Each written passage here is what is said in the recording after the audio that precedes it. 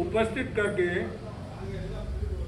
यानी कि मानस हमारे मस्तिष्क के ऊपर, हमारे दिमाग के अंदर प्रभु का स्वरूप, जो भगवान का स्वरूप है, उसको हमारे मानस पट के ऊपर उपस्थित करते हैं और ज्ञान चक्षु से हम देखते हैं।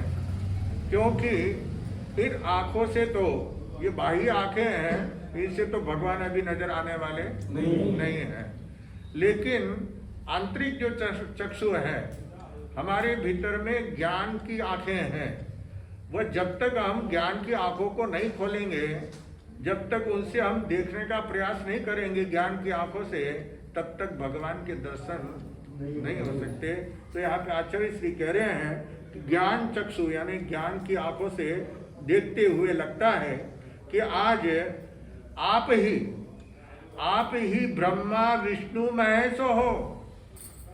आपके अंदर ही ये तीनों त्रिपुटी, जो त्रिपुटी देव कहलाते हैं, त्रिदेव, ये सब आपके रूप में ही समाये हुए हैं। आपको देखने के बाद में संसार के समस्त देवी देवता आपके अंदर में दर्शित हो जाते हैं, देखने का प्राप्त हो जाते हैं। तो फिर बाहर दूसरे को देखने की आवश्यकता नहीं है, क्योंकि बुद्धि को जो आपकी गंधर है, गंधर हर तीर्थंकर के गंधर है, हर तीर्थंकर के अलग अलग गंधर है ना। किसी के 11 गंधर, जैसे भगवान महावीर स्वामी के, किसी के 84 गंधर है ना। 1444 टोटल 24 तीर्थंकर भगवान के जो है गंधर कितने हैं? 1444। आप बड़ी साधु वंदना के अंदर जो है वो गिनती आती है गंधरों की। तो 1444 जो है गंधर है 24 तीर्थंकर के। तो आए प्रभु, आपके जो गंधर देव कहलाते हैं, वे जो है बुद्धि को प्राप्त हुए, यानी उनके पास में बुद्धि है, उनके पास में ज्ञान है। ज्ञान के द्वारा जो है आपकी अर्चना, आपकी आराधना, आपकी अर्चना, आराधना और वंदना है ना, ये वो करते हैं। और अपनी बुद्धि से वो आपकी जो है स्तुति करते हैं। केवल ज्ञान रूपी पूर्ण बोध को आप परमात्मा जो प्राप्त किए हैं, यानी पूर्ण बोध, केवल ज्ञान जो हो जाता है तो उसको क्या कहते हैं? पूर्ण बोध हो गया। वो थोड़ा बोध होता था, बोधित होता है, बुद्ध होता है, लेकिन जब पूर्ण ज्ञान हो जाता है तो उसको केवल ज्ञान कहते हैं। तो केवल ज्ञान जो है आपको प्राप्त हुआ, तो उसके अंदर क्या है? बुद्ध छो, यानी बुद्ध हो आप। और शंकर, बुद्ध यानी कि शंकर, और सम यानी सुख, और कर यानी करना। शंकर का मतलब स यानी सुख, और कर मतलब सुख के देने वाले, सुख करने वाले, सुख शांति प्रदाता। शंकर अथवा सम यानी कल्याण, मंगल, सुख, शांति, प्रसन्नता, आनंद। यानी प्रभु आपके दर्शन से इतना जो है सभी देवी देवताओं के दर्शन आप में हो जाते हैं। उसके साथ ही कल्याण होता है, आपके दर्शन से कल्याण होता है, मंगल होता है, सुख शांति होती है, प्रसन्नता होती है, आनंद होता है। कितनी बातें भगवान के दर्शन मात्र से जो है, इतनी बातों के हमें प्राप्ति हो सकती है। हे परमात्मा, आप जो है सर्व, आपके प्रताप से सब कुछ की प्राप्ति होती है। यानी इतनी सारी चीजें आपके दर्शन से, आपके प्रताप से हमको प्राप्त होती है। इसलिए आपको शंकर कहा है। भगवान को भी शंकर उद्बोधन दिया। शंकर शिव जी का ही है, लेकिन शंकर इनको कहा गया है। हे प्रभु, आपके सिवाय इस संसार के अंदर जो है जीवों को देशना का दान देने वाले भवताप, यानी इस भव का जो ताप है, गर्मी है, बार बार जन्म मरण की, और संताप है, इन सबसे उगार करके शांति के मार्ग के ऊपर जो है आप पहुंचा देते हैं जीवों को। इस आत्मा को शांति समाधि सुख की प्राप्ति हो जाती है, यानी कि सुख शांति का अनुभव कराने वाले कौन है संसार के अंदर? एक आप ही है। इसलिए आपको जो है शंकर कहा है। जो भगवान की स्तुति करता है, जो भगवान की प्रार्थना करता है, तो उसका सारा दुख वो सब समाप्त हो जाता है, कल्याण हो जाता है, मंगल होता है, सुख की प्राप्ति होती है, शांति मिलती है, प्रसन्नता होती है और आनंद का अनुभव, इतनी बातें होती है। इसलिए आपको शंकर कहा है। संसार के अंदर वैसे कहते हैं कि कथा है वैष्णव समाज के अंदर कि देवता और दानवों ने मिलकर के समुद्र का मंथन किया। क्या किया? समुद्र का मंथन किया। और मंथन करने के लिए मेरू पर्वत को उन्होंने राई बनाई, है ना। और नाथना जो है शेषनाग का, जो शेषनाग है उसका नाथना ने रस्सी बनाई और फिर उस पर्वत को वो शेषनाग ने लपेट करके फिर एक तरफ जो है देवता और एक तरफ में दानव, राक्षस, दानव यानी राक्षस। तो राक्षस और मानो पहले तो ये था कि देवताओं के मन में था कि राक्षसों को खत्म करना है, इसलिए उनको कहा कि तुम मुंह की तरफ रहो। शेषनाग के मुंह की तरफ जो है राक्षसों को किया कि तुम उधर से पकड़ो, क्योंकि शेषनाग काटेगा तो सभी क्या हो जाएंगे, है ना। फिर वो चाल को समझ गए, फिर भी उन्होंने जो है वो स्वीकार किया और राक्षस लोगों ने जो है मुंह की तरफ पकड़ा, देवताओं ने पूंछ की तरफ से पकड़ा और फिर उसको क्या किया, मंथन किया समुद्र का। और समुद्र का जब मंथन हुआ है तो उसके अंदर जो है बहुत सारी चीजें निकली। क्या? अमृत निकला, लक्ष्मी निकली, शंख वगैरह, गदा वगैरह यानी अस्त्र शस्त्र वो भी निकले। लक्ष्मी जो है वो विष्णु के पास में चली गई, है ना। शंख वगैरह तो वो भी विष्णु के पास, वो चक्र वगैरह, है ना, वो भी सब चले गए। तो अमृत जो था वो भी राक्षस भी उसको लेना चाहते थे, तो मौका देख करके जो है एक राक्षस जो है वो उस अमृत की घड़े को लेकर के, अमृत के घड़े को लेकर के वो भाग गया, है ना। और महेंद्र है अनिल, अच्छा ऐसे तो महेंद्र भी है, इसमें तो जब महेंद्र है अखावत है ना, है पोखर का है। अच्छा, तो वो गड़ा लेकर के भागे तो फिर उसको जो है पीछे देवता दौड़े और उसके हाथ से वो छीना, तो भी लेते लेते भी उसकी बूंद जो है राक्षस को मिल गई, इससे वो अमर हो गया, है ना। वो उसको कितनी बार मारने का प्रयास किया तो भी वो मरा नहीं, क्योंकि अमृत मिल गया था, इसलिए वो जो अमर हो जाता है वो मरता नहीं है। लेकिन वहां पे जिस समय वो अमृत निकला तो सभी लेने का तो इच्छा करते थे, लेकिन फिर और ज्यादा मंथन हो गया। कभी कभी क्या होता है, कोई चीज को ज्यादा आप कोशिश करते हैं ना तो और निकलेगा और कुछ मिलेगा, है ना, तो उसमें गड़बड़ हो जाता है। तो बहुत ज्यादा, क्यों लालच बुरी बला है ना, तो वो और निकलेगा कुछ, तो उसके अंदर जो है वो विष का गड़ा, जहर का गड़ा निकल गया। अब उसको सब चीजें लेने के लिए लोग तैयार थे, वहां पे देवी देवता राक्षस सभी लेने के लिए तैयार थे, लेकिन जहर को लेने के लिए कोई तैयार नहीं था। तो वो बोले जहर कौन लेगा, और जहर इतना वो जहर इतना तेज था कि जैसे वो बाहर आया है वैसे हवा से उसका जो है जहर से टकरा करके जो हवा जा रही है जिधर भी, उधर जीव जंतु सब मर रहे थे, मनुष्य भी मर रहे थे। भयंकर विष था वो जहर, हलाल था। तो ऐसी जहर को अब कौन लेवे, जिसको मरना है वही ले।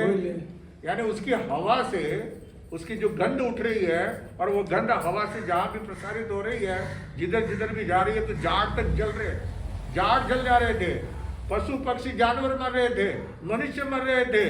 तो ऐसी जहर को कौन स्वीकार करेगा, कोई लेने के लिए तैयार नहीं था। सारे सबको पूछा, सब कहते सब मैं नहीं, मैं नहीं पी सकता, मैं नहीं पी सकता। सब देवी देवता सभी जो है राक्षस वगैरह सभी ना इनकार कर दिया। अब सब जनों ने मिलकर के कि क्योंकि ये जहर जब तक रहेगा इस संसार के अंदर तकलीफ हो जाएगी, संसार खत्म हो जाएगा, जीव सारे खत्म हो जाएंगे, मनुष्य सब खत्म हो जाएंगे। इसके लिए इसका कुछ न कुछ तो करना ही पड़ेगा। अच्छा, इसको वापस जमीन पे भी नहीं डाल सकते, जहां भी रहेगा वहां पे पूरा सत्यानाश होगा। इसलिए अब इसको कौन स्वीकार करे। तब जो है सभी देवताओं ने मिल करके जो है शिव जी से कहा, क्योंकि भोलेनाथ है, शिव जी क्या है, भोलेनाथ, भोले भंडारी, भोले भंडारी। उनको विनती करी, आप ही समर्थ हो, क्योंकि आपने जो है गंगा को भी अपने मस्तक के ऊपर है ना, तो आप समर्थ हो इस जहर को। शिव जी ने कहा ठीक है भाई, संसार का हलाहल जहर जो है मैं पीने के लिए तैयार हूँ। अगर अच्छा काम होता है उससे लोगों को फायदा होता है, संसार की सुख शांति की मिलती है, तो मैं भी वो भी पीने के लिए तैयार हूँ।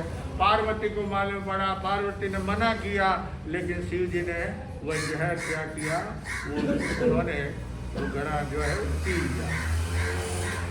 तो पार्वती ने कहा कि आप ये पी जाएंगे और इसको अगर ये घर से नीचे उतर गया तो मैं तो विधवा हो जाऊंगी, सुहागन होते हुए क्या बन जाऊंगी, विधवा बन जाऊंगी। तब उन्होंने शिव जी ने वह जहर को गले में ही रोक लिया, नीचे नहीं उतारा, कंठ में। इसलिए उनका एक नाम नीलकंठ नाम पड़ा, नीलकंठ। शिव जी का एक नाम क्या है, नीलकंठ है। कंठ उनका गला जो है पूरा नीला, जो फोटो में आप देखेंगे वो पूरा नीला बना हुआ है, जहर भरा हुआ है वहाँ पे, पूरा जहर है ना, रोक लिया उन्होंने। तो ये संसार का जो हलाल जहर है वो पीने वाले शिव शंकर ही है। तो उन्होंने पी करके संसार के जो जीवों को अभय दान दिया है। और इसी तरह से हे परमात्मा आदिनाथ, आप भी जो है जगत के सच्चे अर्थ में रक्षण करने वाले हैं, सभी जीवों को जो है कर्मों से रहित करने वाले हैं। आपके समान इस संसार में दूसरा कोई भी नहीं है। जिस तरह से शंकर ने जो है वह तो बाह्य रक्षण किया, शिव जी ने तो बाह्य रक्षण किया, लेकिन आप तो आंतरिक भी रक्षण करते हैं आत्मा का। इसलिए आप तो जो है बाह्य और अंतर दोनों ही प्रकार से जीवों के रक्षण करने वाले हैं। इसलिए आपको कहा गया है शंकर, भगवान को शंकर। और आप देखेंगे कहीं पे आपने देखा होगा, फोटो भी देखा होगा कि भगवान का जो है आधा रूप, जैसे कि भगवान के रूप आधा आधा दिया है तीर्थंकर कर, आधा शंकर का दिया है शरीर, है ना, वो पार्श्वनाथ भगवान का। तो इसी तीर्थंकर पार्श्वनाथ भगवान का जो है वो दिया गया है कि भगवान पार्श्वनाथ के भी जो है क्या है, धर्मेंद्र कौन है, धर्मेंद्र पद्मावती। और शिव जी के भी क्या है,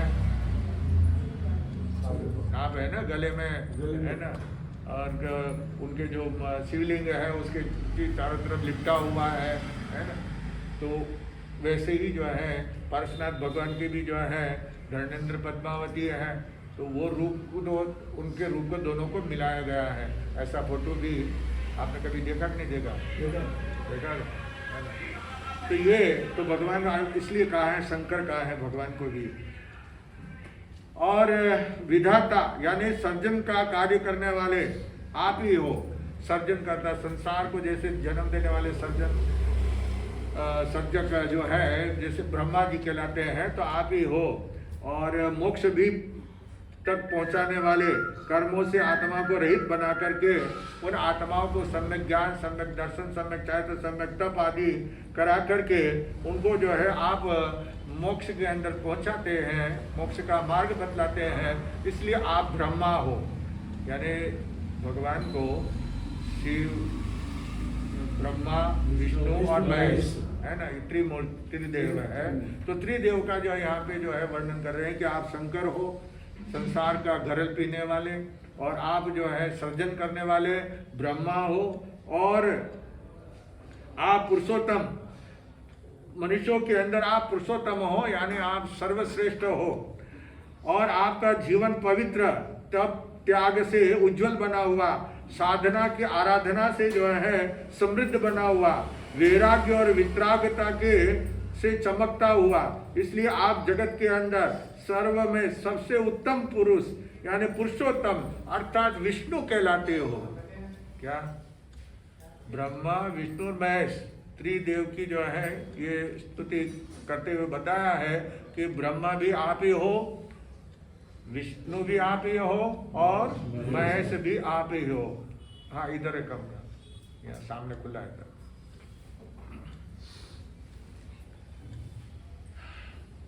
तो ये यहाँ ही सामने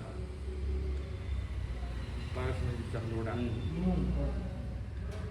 तो ये इस 25वीं गाथा के अंदर जो है ये स्तुति करते हुए कहा है, ये 25वीं गाथा बुद्धस्तमय हुआ, इसकी जो आराधना करते हैं, इसका जो जाप करते हैं, वे जो है अग्नि या भय कारक जो भी चीज़ें होती है, अग्नि का डर रहता है, पानी का डर रहता है, तो वो सब भय जो है क्या होता है, शांत हो जाता है, आत्मा निर्भय बन सकती है इसका जाप करने से 25वीं गाथा का।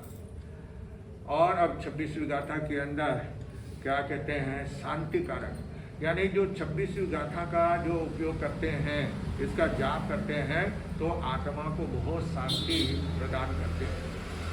तुभ्यं नमः त्रिभुवनाधिरायणाय, तुभ्यं नमः क्षितितला मलभूषणाय, तुभ्यं नमस्ते जगत परमेश्वराय, तुभ्यं नमो जिनवो दधिशोषणाय। 4 बार नमस्कार किया गया है। कितने बार? 4 बार नमस्कार किया गया है। 3 लोक के पीड़ा को हरने वाले कह रहे हैं संक्षिप्त के अंदर पहले,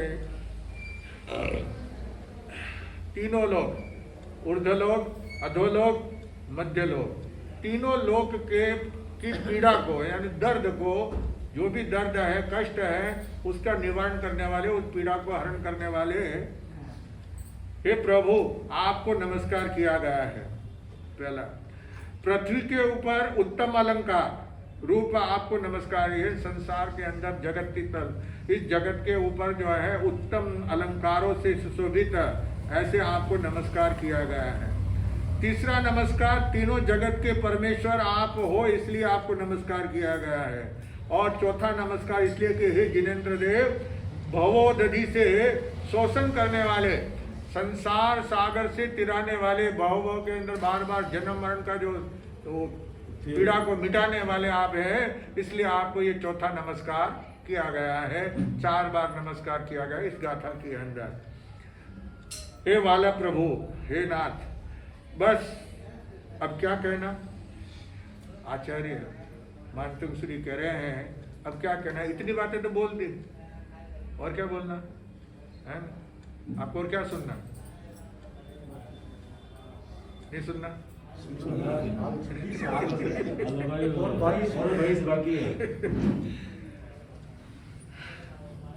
इतना तो कह दी, इतनी बातें बोल दी, अब और क्या बोलना बाकी रहा? और क्या बाकी रहा, है ना? लेकिन आपने बाणिया की बाकी तो कभी, कहते हैं बाणिया की बाकी कभी निकलती नहीं है। खाते के अंदर जो है ना, पहले जमाने में जो खाता रखते थे, आजकल तो क्या चुका दिया था, वो फारटी हो गई, छुट्टी हो गई, लेकिन पहले जो आदमी बाकी रखते थे, भले 1 रुपये ही बाकी रखो, खाता कभी क्लोज नहीं करते थे, है ना? तो वो उसको कहते हैं बाणिया की बाकी कभी निकलती नहीं, है ना? हमेशा जहाँ भी खाता पुराना उठा करके देखेंगे हर साल का, तो उसके अंदर आपको कितने उसने ब्याज चुका दिया, मूल चुका दिया, तो भी थोड़ा तो उसको बाकी रहेगा ही रहेगा, पूरा कभी भी बाकी निकलती नहीं। इसलिए कहते हैं बाणिया की बाकी कभी निकलती नहीं है। तो अभी प्रभु इतना सब कह दिया, फिर भी 1 बार नहीं, 4 बार नमो नमो कहा। कितनी बार नमस्कार, पहले कितनी बार आ गया। आचार्य श्री ने कितनी बार पहले नमस्कार कर दिया भगवान को। हर गाथा के अंदर भगवान की स्तुति करते हुए कह रहे हैं, फिर भी यहाँ पे कह रहे हैं कि फिर भी यहाँ पे 4 बार नमो नमो कहा। कितने बार? 4 बार कहा कि हे प्रभु आपको नमस्कार, हमारी वंदना को, हमारे नमन को आप स्वीकार करें। आध्यात्म दृष्टि से ये नमस्कार किया गया है। किस दृष्टि से? आध्यात्मिक दृष्टि से, आत्मशक्ति से के निमंत्रण से, आत्मा की शक्ति से निमंत्रण कर रहे हैं प्रभु को कि हे प्रभु आप, हम तो आचार्य श्री जिस प्रकार जो है मानतुक श्री जी जिस तरह से नमस्कार कर रहे हैं वैसा हम नहीं कर रहे हैं। हम तो बस वो अक्षर जो है ना उसको क्या कर लेते हैं, बोल देते हैं, रट रहे हैं, है ना। जो वो आचार्य श्री जो लिख करके गए हैं, भक्तामृत स्तोत्र की रचना करके गए हैं, तो उसकी रोजाना हम जो है बस पाठ पढ़ लेते हैं। लेकिन उस पाठ को जिस तरह से आचार्य श्री ने अपने हृदय से उद्गार निकाले हैं, आध्यात्मिकता से उन्होंने जो संबोधन किया है, आत्मचिंतन करके आत्मशक्ति से उन्होंने भगवान को निमंत्रण दिया है। अपन किसको निमंत्रण देते हैं? कि ना लक्ष्मी जी ने? नहीं, लक्ष्मी नहीं सगे समाधि पर, लेकिन पहले लक्ष्मी जी को निमंत्रण देते हैं। लेकिन यहाँ पे आचार्य श्री ने उनको निमंत्रण नहीं दिया है। किसको निमंत्रण दिया है? प्रभु को, आदिनाथ प्रभु को नमस्कार करते हुए कहते हैं, क्योंकि नमस्कार करना ही नमनीय बनता है। जो नमस्कार करता है, जो झुकता है, आप देखेंगे झूला होता है, झूला होता है ना, वो पहले झुकता है तो फिर वापस ऊपर उड़ता है ना। तो डॉलर हिंडा जैसे होता है, झूले होते हैं, ये जहाँ पे कोई फंक्शन वगैरह होता है, उत्सव वगैरह होता है, गांव के बाहर में जहाँ पे सारी दुकानें वगैरह लगती है, तो वहाँ पे झूला वगैरह भी होते हैं, चक्री गोल घूमने वाला होता है, डॉलर हिंडा होता है। वो कहीं पे 4 पलड़े होते हैं, किसी में 6 होते हैं, किसी में 8 होते हैं, किसी में 12 होते हैं। और आजकल इलेक्ट्रिक वाला आ गया है ना, वो इलेक्ट्रिक वाली जैसे ट्रेन जैसे चलती है ना, वैसे वो ऊपर नीचे घुमाना, ऊपर ऊपर बहुत तरह के आपने जो है ना देखा होगा, है ना, सभी लोग बैठे हुए डॉलर हिंदा बोलते हैं। तो वो पलड़ा क्या होता है, पहले नीचे आता है, ऊपर वाला पलड़ा जब नीचे आता है तो फिर वापस ऊपर चढ़ता है। जो नीचे झुकता है तो वो ऊपर चढ़ता है, जो झुकता नहीं है तो वो ऊपर नहीं चढ़ता है। आप देखो जो है मिट्टी है, मिट्टी जो है वो कोमल है, नरम है, वो हमारे पाँव के नीचे आती है, लेकिन वही मिट्टी हमारे मस्तक के ऊपर चढ़ती है। क्या? मस्तक ऊपर। हाँ, क्योंकि उसमें नम्रता है, कोमलता है, नरमाई है, जिसके कारण वो मिट्टी, पाँव में आने वाली मिट्टी हमारे मस्तक पर चढ़ती है। और जो पत्थर है, पत्थर क्या होता है, कड़क होता है। वो जो पाँव में अपने ठोकरे खाते हैं वो हमारे सिर पे आता है क्या? नहीं आता। क्यों? कड़क है, कड़क है, वो उड़ करके हमारे सिर के ऊपर, मस्तक के ऊपर नहीं आता।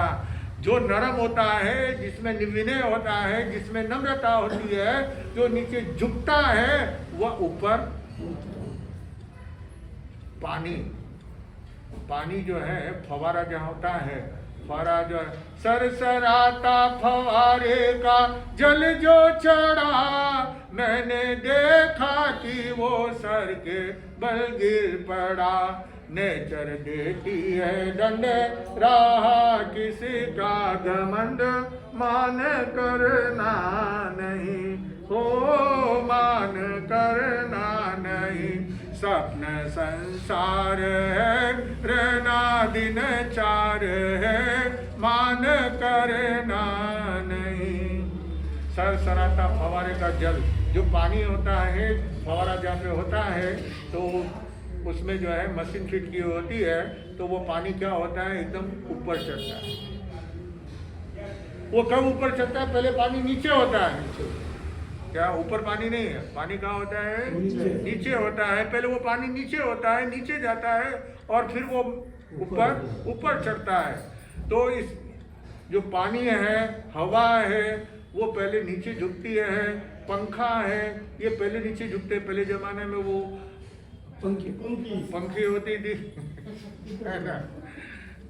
या कपड़े का पंखा होता था, बड़े बड़े राजा महाराजा वगैरह कपड़े का बड़ा वो पालसरी का होता है, बड़ा बड़ा उसके रस्सी बंधी हुई होती है और रस्सी को क्या करते हैं, खींचते हैं। बड़ी रस्सी, झाड़ी मोटी रस्सी होती थी, पतली रस्सी काम नहीं आती है, इतना बड़ा कपड़ा होता है ना, जाड़ा है ना, हाँ वो उसको खींचते हैं ऊपर से, वैसा वो रोलर रील लगी होती है उसके ऊपर, तो उसको जैसे खींचते हैं तो वो पंखा क्या होता है, चलता हवा करता है ना।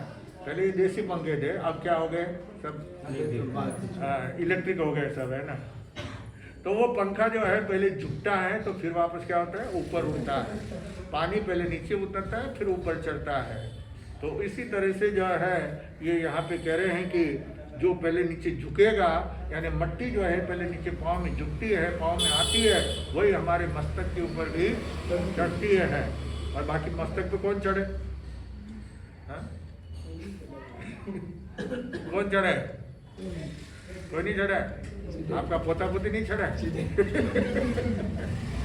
वो पहले लौटते हैं आपकी गोद में, क्या वो पहले आपकी गोद में लौटते हैं, तभी वो फिर माथे पे नहीं चढ़ते हैं पहले वो लौटेंगे पाँव में, है ना, और फिर आप समझ गए ना।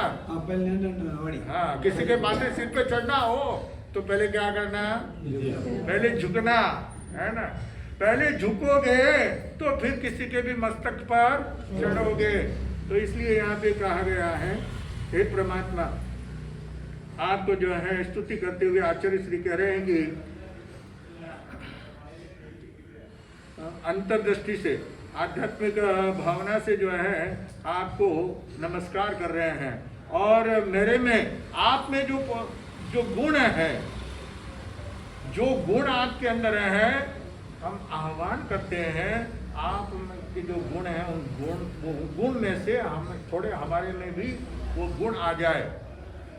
आप देखो, कोई भी हम चर्चा करते हैं, किसी महापुरुष की गुण गौरव गाथा गाते हैं, तो फिर क्या कहते हैं, या अपने माँ बाप वगैरह का शोक सभा करते हैं, है ना, तो क्या कहते हैं भाई, उनके जो गुण थे वो, है ना, हाँ, वो आप उनको जो है याद कीजिए, उनको अपने जीवन में उतारिए, जिससे आप भी जो है वैसे बनने का प्रयास कर सकते हैं, है ना। तो इसलिए यहाँ पे आचार्य श्री कह रहे हैं कि आपके गुण में हमारे भीतर में प्रकट हो जाए। परमात्मा किस तरह से विशिष्ट गुणों से संपन्न है, कितने विशिष्ट गुण हैं भगवान के अंदर, जो है शुभ लक्षण ही भगवान के 1008 शुभ लक्षण है। कितने, 1008 शुभ लक्षण है भगवान के। हमारे इतने शुभ लक्षण नहीं है, अशुभ लक्षण होंगे हमारे भीतर के अंदर, लेकिन भगवान के क्या होते हैं, कोई अशुभ नहीं होता है, सब शुभ ही होता है। इस लोक के अंदर स्तुतिकार विशेषण आप देख करके बताते हैं कि वो त्रिभुवन की पीड़ा को दुख को हरण करने वाले प्रभु, त्रिलोक यानी तीनों लोक की पीड़ा, जो दर्द है, तकलीफ है, कष्ट है, दुख है, उसका हरण करने वाले, उसको नष्ट करने वाले आपको मैं नमस्कार करता हूँ। प्रभु के शरण में जो जाते हैं उनका जो है दुख नष्ट हो जाता है, उनकी दुख तकलीफ आदि व्याधि सब क्या हो जाते हैं, नष्ट हो जाते हैं। इसलिए भगवान की जो है शांत स्वरूप की पहचान करके धर्म ध्यान के मार्ग के ऊपर चलने के लिए आह्वान किया है आचार्य श्री ने, कि आप जो है आत्म ध्यान को छोड़ करके कर्म मुक्त बन सकते हैं और दुख मुक्त भी बन सकते हैं जब आप धर्म ध्यान की ओर अपना कदम बढ़ाएंगे। क्योंकि धर्म एक ऐसी जड़ी बूटी है, अमरता की जड़ी देने वाली। धर्म क्या है, आत्मा को अमर बनाने वाला, आत्मा का कल्याण करने वाला, आत्मा को जो है मोक्ष की सीढ़ी के ऊपर पहुंचाने वाला अगर कोई संसार में है तो वो कौन है, धर्म है। जो आत्मा धर्म करती है, धर्म में जिसका जीवन हो जाता है, एक दिखावे के रूप में नहीं। आजकल क्या हो गया, दिखावा ज्यादा हो गया, फैशन, प्रदर्शन ज्यादा हो गया, दर्शन कम हो गया, प्रदर्शन हो गया ज्यादा, दिखावा ज्यादा। हर बात के अंदर, संसार के अंदर जैसे जो है प्रदर्शन किया जाता है, जैसे वो आपको ब्याह शादी होती है ना, शादी के समय में वो पेरावनी वगैरह आती है, मायरा आता है, और दहेज आता है, क्या क्या आया है लड़की के घर से, वो सबको क्या करते हैं, दिखाते हैं। अभी नहीं दिखा बाबू, कल दिखा होगा, बंद कर दिया। तो क्या देते? फोटो बता दे बंद पेटी। तो वो दिखाते हैं, है ना, कि ये चीज आई, ये चीज आई, इतना सोना है, इतनी चांदी आई, ना आ जाता है, बाहर आ जाता है, भले नहीं दिखाओ तो भी चर्चा के अंदर तो आ जाता है। सगे संबंधी देखते हैं, खास खास लोग होते हैं तो उनको तो बताना ही पड़ता है ना, परिवार के लोग। 50 किलो सोना है, 1000 किलो चांदी। अच्छा, तो वो दिखावा करते हैं। कई दिखावे के अंदर एक जगह के ऊपर जो है दिखावा में कि भाई ज्यादा दिखाओ। अब लड़की के घर से तो आया कम, दिखाना ज्यादा है, उसके लिए अपने पास से उन्होंने दिखा दिया ज्यादा। अब मुसीबत ये हो जाती है कि आपने वो बताया तो लोग तो यही मानते हैं, और लड़की वाले को वो लेटर जो आपने लिख के दे दिया कि भाई ये बता देना, ये दिखाना कि ये चीज़ दी है, ये चीज़ दी है, तो वो तो ये कहेगा मैंने तो इतना दिया। बाद में कभी आपस के अंदर क्या होता है, मनमुटाव हो जाता है, वाद विवाद होता है, तो वो कहते हैं हमने तो इतना सोना दिया था, हमने तो इतनी चांदी दी, ये तो लिखा हुआ है। कौन फंसे? ज्यादा दिखाने के लिए गए फंस गए। तो खुद ही फंस जाते। इसलिए दिखावा नहीं होना चाहिए। आप कितना कमाते हैं, आपके पास में कितनी पूंजी है, बैंक बैलेंस कितना है, बताते क्या? सरकार को भी नहीं बताते, खेती नहीं होता है? किसी को नहीं बताते, टैक्स भरना पड़ता है, इसलिए सरकार को भी नहीं बताते, वो भी छिपा करके रखना पड़ता है उनसे, है ना? तो ये दिखावा जितना ज्यादा होता है उतना ही हानिकारक होता है। तो यहाँ पे आचार्य श्री मानतुंग श्री जो है भक्तमृत स्तोत्र के इस 26वीं गाथा के अंदर वो कह रहे हैं कि प्रभु दिखावा नहीं, भगवान का सच्चा भक्त वही होता है जो भगवान की भक्ति करता है, और भक्ति के अंदर जो है इतना वो तन्मय हो जाता है, सिर्फ दिखावे के रूप में नहीं। आज तो जो है कोई देखने वाला होता है तो थोड़ी भक्ति ज्यादा करे, पूजा पाठ ज्यादा करे, तो वहाँ सामने वाले ने मालूम पड़ेगा हाँ बहुत ज्यादा सच्चा भगत कामरा सच्चा भगत बन जाओ भगवान तुम्हारा, अब मैं सच्चा भगत बन जाऊं भगवान तुम्हारा। क्या बन जाना? सच्चा भगत। और सच्चा भगत वो दिखावा नहीं होता है। यहाँ पे आचार्य श्री दिखावे के रूप में ये स्तोत्र की रचना नहीं की है, दिखावे के रूप में वो गुण गौरव गाथा नहीं गा रहे हैं, वो अपनी आत्मा से, अंतर से, उनके हृदय भीतर से जो है आत्मा से अंतर चक्षु उनके खुल गया है ज्ञान का, जहाँ अंदर में से उनकी आवाज निकल रही है। अपने आप भगवान की स्तुति वो करते हुए कह रहे हैं कि प्रभु आपको नमस्कार है। 4 बार इस 26वीं गाथा के अंदर 4 बार नमस्कार किया है।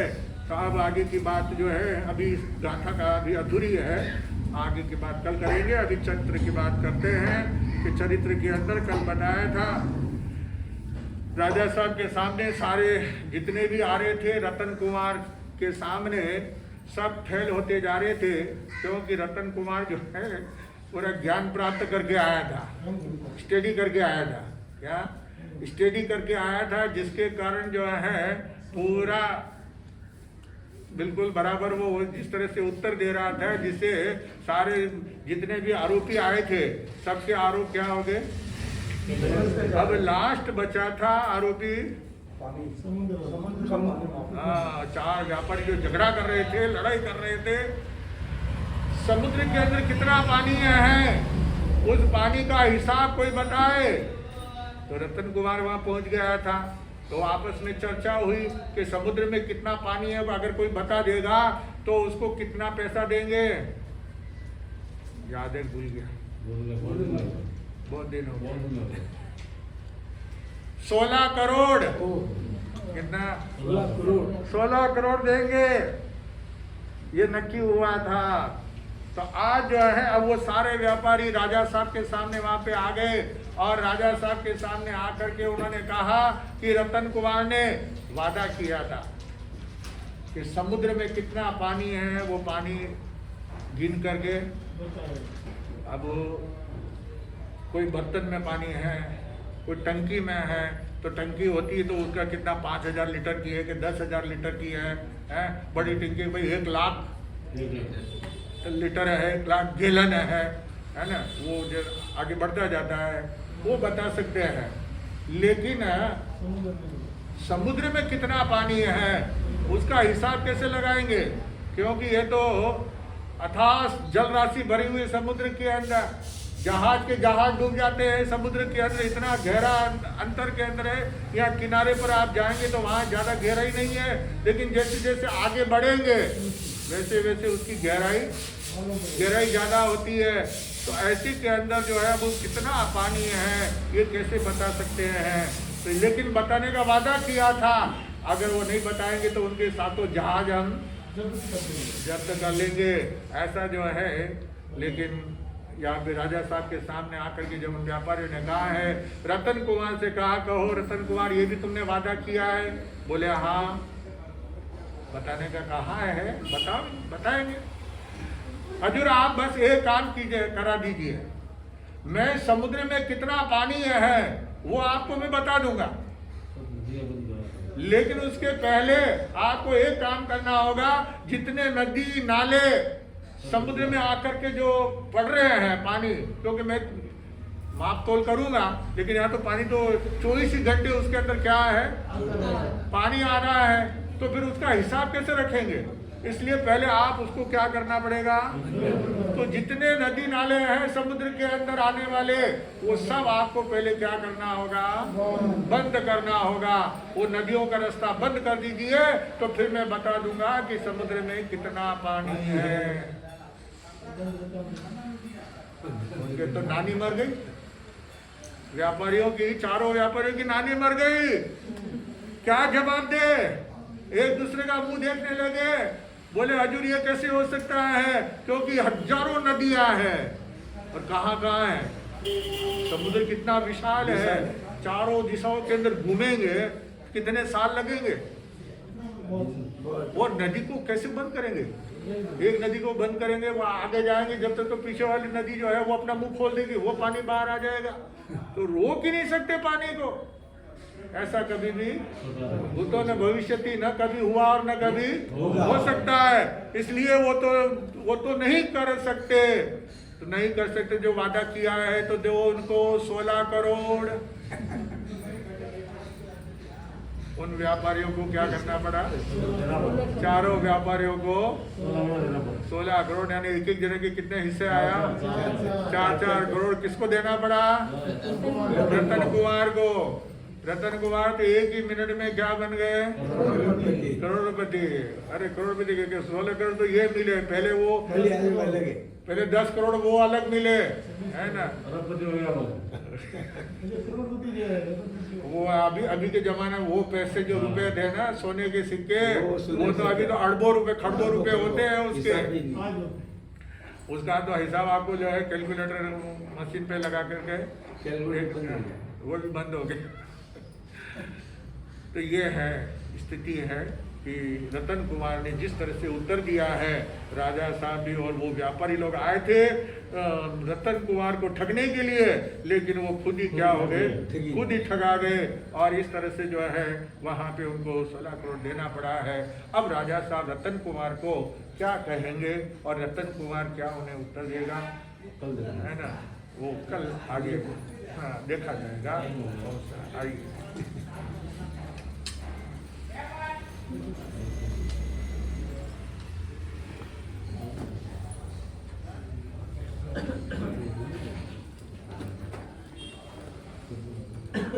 सादर जय जिनेन्द्र। यहाँ शीर्ष पाठ पर विराजमान परम पूज्य गुरुदेव जैन दिवाकर रत्न परम पूज्य चौथमल जी महाराज साहब के परपोत्र शिष्य तरुण तपस्वी विमल मुनि जी महाराज साहब के सुशिष्य स्वर्ण संयम आराधक सेवा शिरोमणि सेवा चक्रवर्ती जिन शासन प्रभावक सरसवाणी भूषण परम पूज्य गुरुदेव वीरेंद्र मुनि जी महाराज साहब, जिन्होंने इस श्री सकल जैन संघ मंजुनाथ नगर को सर्वप्रथम एक ऐतिहासिक चातुर्मास प्रदान किया।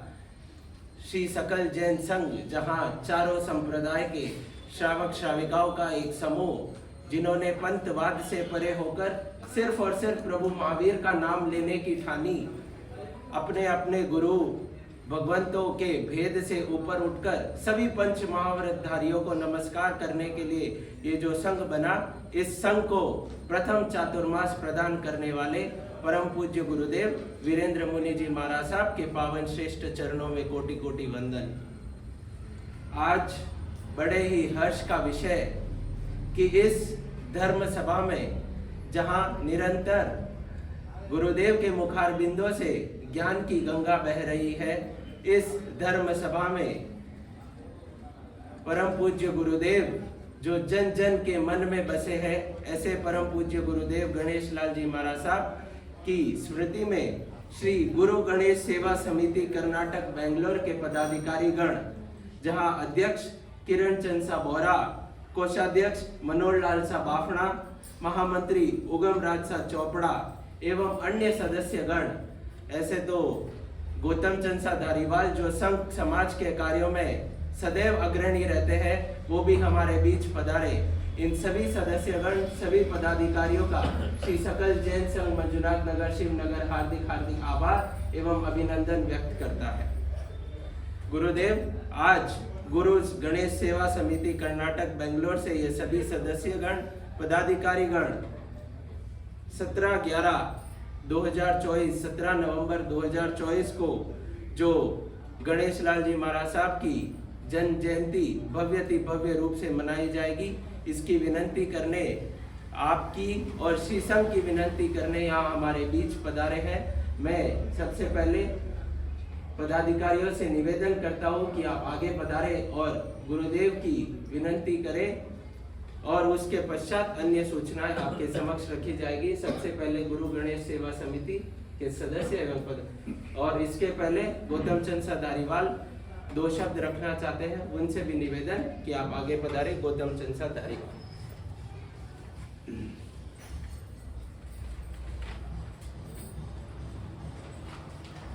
अहिंसा के अवतार भगवान महावीर स्वामी के चरणों में कोटिश कोटिश वंदन नमन।